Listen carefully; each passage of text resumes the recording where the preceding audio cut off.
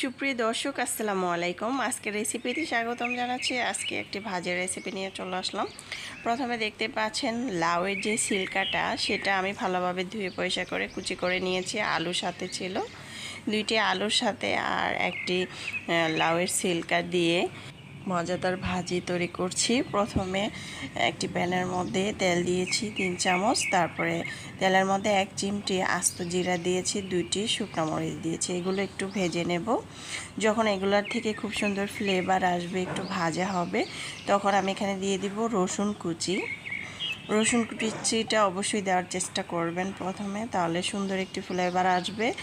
দিয়ে দিলাম পেঁয়াজ কুচি। পেঁয়াজ কুচিটা একটু ভেজে নেব। যখন পেঁয়াজ কুচিটা একটু নরম হয়ে আসবে, একটু ভাজা ভাজা হবে এরকম, তখন আমি দিয়ে দিব সেই ভাজিগুলো, আলু, তারপর হচ্ছে লাউয়ের সিল্কা আর আলু দিয়ে এভাবে ভাজি করলে অসম্ভব মজাদার। এই ভাজিটা রুটি পরোটার সাথে খেতে অনেক বেশি ভালো লাগবে, গরম ভাতের সাথে। আমরা যদি লাউয়ের সিল্কাটা ফেলে না দিয়ে এই মজাদার রেসিপি তৈরি করি, তাহলে লাউয়ের সিল্কা কখনো কেউ ফেলে দিবেন না। খুবই মজাদার এই ভাজিটা।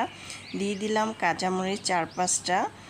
এখন এগুলো একটু এপাশ ওপাশ করে নেড়ে চেড়ে দিয়ে দিচ্ছি লবণটা পরিমাণ মতো দিয়েছি। আর আপনারা চাইলে কিন্তু এখানে সামান্য একটু হলুদ দিতে পারেন একটু কালারের জন্য। তবে আমার কাছে মনে হচ্ছে এরকম সবুজ থাকলে, সাদা থাকলেই কিন্তু ভালো হয় ভাজিটা খেতে, তাহলে কোনো পরিমাণ মশলার কোনো প্রয়োজন নাই।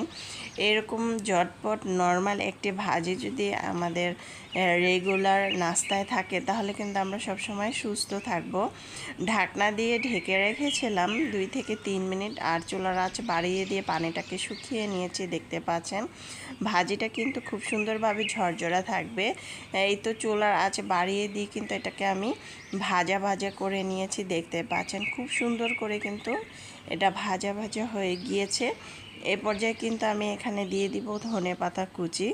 অবশ্যই ধনেপাতা কুচিটা দেওয়ার চেষ্টা করবেন। এই তো ধনেপাতাটা দিয়ে দিলাম। ধনেপাতাটা দিয়ে আবারও একটু নেড়ে চেড়ে দিচ্ছি সুন্দরভাবে এপাশ ওপাশ করে। আর চুলার আঁচ আমি কিন্তু এখনও বাড়িয়ে রেখেছি, যাতে একটু ভাজা হয়, তাহলে ভাজিটা খেতে অনেক ভালো লাগবে। এই তো একটি বাটিতে পরিবেশন করে নিয়েছি। মাশাআল্লাহ, দেখতে যেমন সুন্দর হয়েছে, খেতেও কিন্তু আলহামদুলিল্লাহ। চাইলে কিন্তু এই মজাদার ভাজিটা তৈরি করে নিতে পারেন লাউয়ের সিল্কাটা ফেলে না দিয়ে। আমরা অনেকেই কিন্তু লাউয়ের সিল্কা ফেলে দিই, তবে আজকে থেকে এই লাউয়ের সিল্কা আর কখনোই ফেলে দেবেন না। লাউয়ের সিল্কার মধ্যে প্রচুর পরিমাণ পুষ্টি।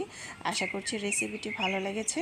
ভালো লাগলে অবশ্যই চ্যানেলটা সাবস্ক্রাইব করে লাইক দিয়ে পাশে থাকবেন। দর্শক, বেশি ভালো থাকবেন, খাবার কখনো অপচয় করবেন না। আমরা চাইলে মজাদার ভাজিটা তৈরি করে নিতে পারি। এতক্ষণ আমার সঙ্গে যারা ছিলেন অসংখ্য ধন্যবাদ জানিয়ে আজকের জন্য বিদায় নিচ্ছি। আল্লাহ হাফেজ, এনজয়।